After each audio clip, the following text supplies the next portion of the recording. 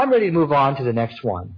And then we see inside, again, the same book, Sunan Ibn Majah, where the Prophet Muhammad ﷺ said, "The hour will not begin until you fight a people with small eyes, wide faces, as if their eyes and pupils are of locusts, and as if their faces are like hammered shields.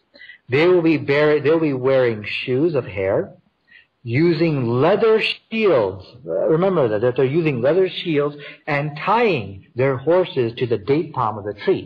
Now, the date palm, for those who are familiar with Islamic theology, people think of the moon and the star as a symbol of Islam.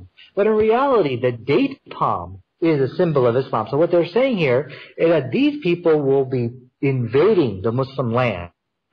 And sure enough, about 300 years later, after this, 600 years later, after this prophecy was made, we had a group of people with small eyes like locusts, flat faces, leather shields, and the Prophet said they will be horsemen that did invade the Muslim lands. Now maybe you can say, okay, well, you can argue that, that the racial features aren't really like that. But the thing which cannot be denied here, Muhammad said they will have shields made of leather. And that is exactly what we find.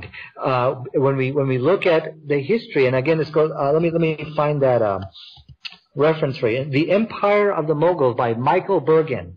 It stated that all soldiers carried a shield made of wicker and leather, referring to the Mongolian soldiers that invaded the Middle East 600 years after this prophecy was made. So once again, we see another accurate statement.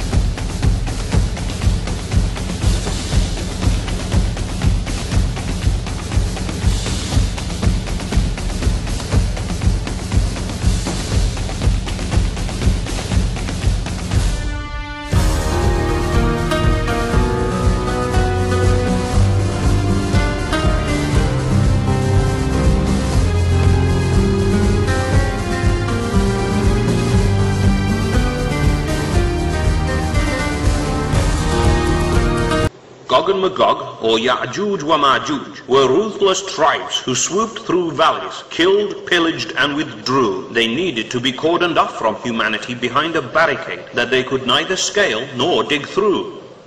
Gog and Magog were human descendants of Noah's son Japheth, peace be upon them both, from whom arose the Turkic, Slavonic, Mongol races. The Prophet, peace be upon him, described them as being well built, having red hair, small eyes and wide, flat, shield-like faces. They asked him to build a barrier, to dam the hordes for payment, but he said Allah had already enriched him well. He only required their manpower, and being the first ever person to shake hands, his diplomacy made the team gel. He asked blacksmiths to cast iron blocks, a quintar, or 50 kilograms each, then stack them with wood and bellow them red. Then molten copper was poured over the wall until it resembled a black and red striped thobe, a Sahaba later said. Barriers built to lock out Mongols and Tartars have been confused with Dhul-Qurnayn's, such as China's Great Wall. Others include the Alexander and Caspian Gates, Pass of Dariel and Derbent, but none match the actual one at all. Just like Dhul-Qurnayn's real name, the Jews say it's Abimelech, or my father is king, the wall remains secreted, and even if discovered, it will remain as Allah wills, and claiming to know better than Allah will leave us defeated. In error, some say the wall is in ruins and Gog and Magog are Khazar Jews, but against the Sunnah is such a view. Allah said the wall is a mercy and will remain intact until the undefeatable Gog and Magog swarms break through. A clear proof is that Allah will tell Jesus to climb Mount Sinai to avoid people against whom none will be able to fight. And Hadith reveal at that time Jesus would have destroyed the Dajjal and his followers, and the Sunnah guides aright. During the Prophet's, peace be upon him's time, a digit-sized hole appeared in the wall behind which the evil tribes daily chip it away. When the idiots see sunlight, they back off to return every next day to find it refortified until one fateful day. It is really a mercy that Ya'juj wa Ma'juj don't carry on digging when they see sun rays or work during the night. But when Allah intends, one will say, we'll break through tomorrow inshallah and wreak havoc and global blight. For at that time, when Jesus has descended and destroyed the Dajjal and united the whole world together in Islam, Allah will cause the most beneficial man-made structure to crumble to dust and allow Gog and Magog to cause harm. They will surge like crashing waves, swarming stealthily from every mound, pouncing upon any believers they see, free from their barrier, vengeful and vile. There are so many of them that they will drink dry the Sea of Galilee. Cynically, Gog and Magog are touted as the protectors of London and paraded in the mayor's show as traditional fun. Yet when the barbarians are really let loose and begin their indiscriminate killing spree, in horror they'll be undone.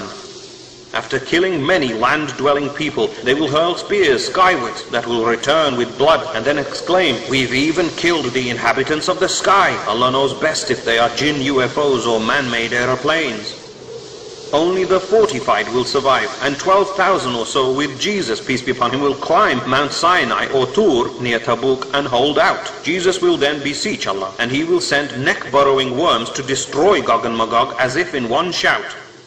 A brave believer will scout them and be delighted to find them all dead. Allah will then cleanse the earth with rain. He will send huge birds with necks like camels to remove their corpses, and thus will begin Jesus' glorious reign.